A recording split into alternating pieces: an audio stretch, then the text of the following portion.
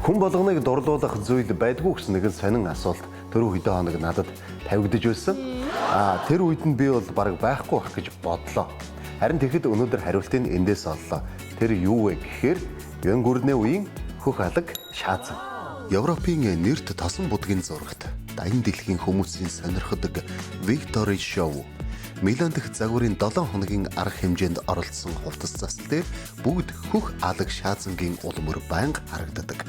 2005 онд Их Британд болсон дуудлага худалдаагаар нэг шаазан эдлэл 230 сая юаны үнд хүрчээ. За тэгвэл яг тэр үеийнх нь үн ханшаар бол 2 тонн шижир алт худалдаж авч чадах байсан юм байна. За тэгвэл яг ямар шаазан эдлэл ийм үнэтэй байсан бол? Яг зөв. Тэрэн даруй Ян гүрний хөх алаг шаазан сав байсан юм.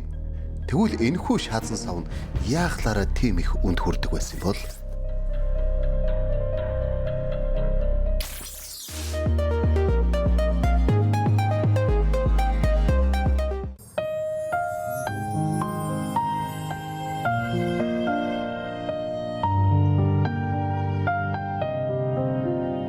За энэ харагдаж байгаа шаазан эдлэл болохоор даруй Ян гүрний үеийн хөх алаг шаазангийн төлөөлөл байгаа юм аа. Энэ хэлбэр нь бусад түүхэн цаг үеийнхээс арай өөр байгаа биз дээ. Энэ болохоор тухайн үеийн хүмүүс биендээ авч явдаг дарсны тулмыг дуурайлгаж хийсэн байдаг юм. Ердөө Яны хөх алаг шаазанд монголчууд бидний нүүдэл амьдралтай холбоотой их олон элемент агуулж байдгаараа онцлог байгаа юм аа. Яны хөх алаг шаазан эдэл нь олонхын бүр том авартай байдаг. Янаас өмнө маш авсаархан сайхан хээ зурагтай сүн улсын шаазан их мод болж байжээ. Харин Ян улсын үед арилжаа худалдаа ихээр хөгжиж баруун хязгаарын Персээс хөх хөнгө оруулагч Коблет хятад руу нэвтрэн орж ирснээр шаазан урлагийг хөгжлийн шинэ шатанд ахиулан гаргажээ. Тэгээд ч мөн монголчууд бид чинь хөх цагаан өнгийг дээдлэн эрхэмлэдгийн учраас тухайн үеийн шаазанг хөх алаг шаазан хэмээн нэрийддэг байжээ. Яны хөх алаг шаазан үйлдвэрлэгдэж гарангуутаа л хүмүүсийн дунд мод болж хятад орон даяар баруун Аз, Төв Аз, Европын маш олон хүмүүсийн сонирхлыг татсан гэдгээ. Тэгээд дараа нь тухайн үеийн торгоны замаар дамжин дэлхийд нэвтэрч тухайн үе гэлтгүү одоо ч хүртэл хүмүүсийн хамгийн дуртай хамгийн сонирхдаг үнд шаазан эдлэл болсоор байгаа юм аа. За тэгвэл энэ мод болсон хөх алаг шаазанг чухам яаж хийдэм бол бид нар хамтараа харцгаая.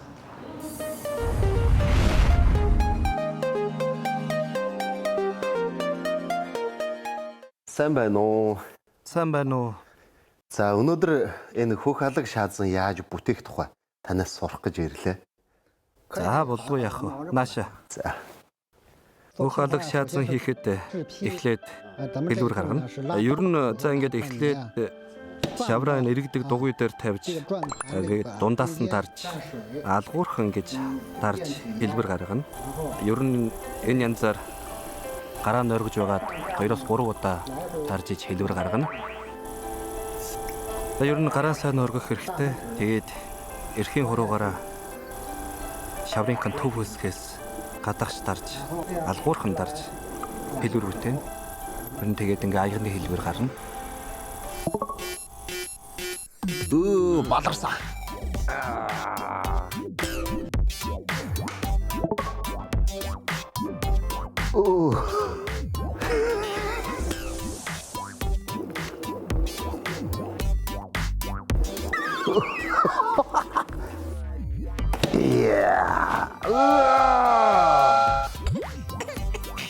За ер нь энэ юм хийхэд бол бас тийм амархан юм биш үү? Харахад бол зүгээр ингээд нэг эргүүлэг дээр тавиад эргүүлээд ингээд аяг тавг тэгэл бүх юмыг бүтөөчдөг гэж бодсон чинь энэ бол маш хэцүү зүйл гэдгийг бол харлаа. Өөрөө ер нь мэдэрлээ.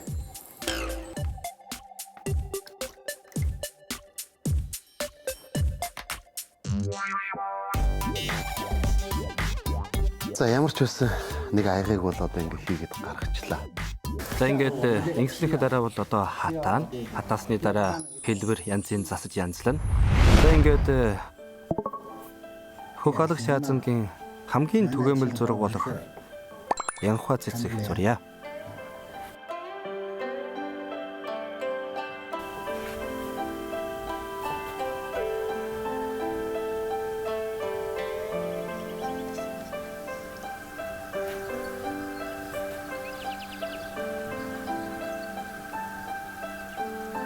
За ингээд хараад байхад бол маш хүчээр юм байна. За өнөөдөр бол ингэж өөрийнхөө гар бие оролцож хийж үзлээ.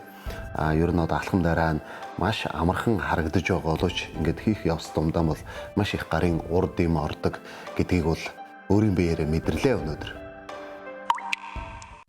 Хөх алаг шаазан адил бус үндэсний яснуудын түүхэн эд өнгө хэлбэр, техник, цаашлаад зан иргэн шил, гоо зүй зэргийг өөртөө шингээсэн байдаг болохоор соёлын солилцооны чухал зууч болж ирсэн учиртай юм аа.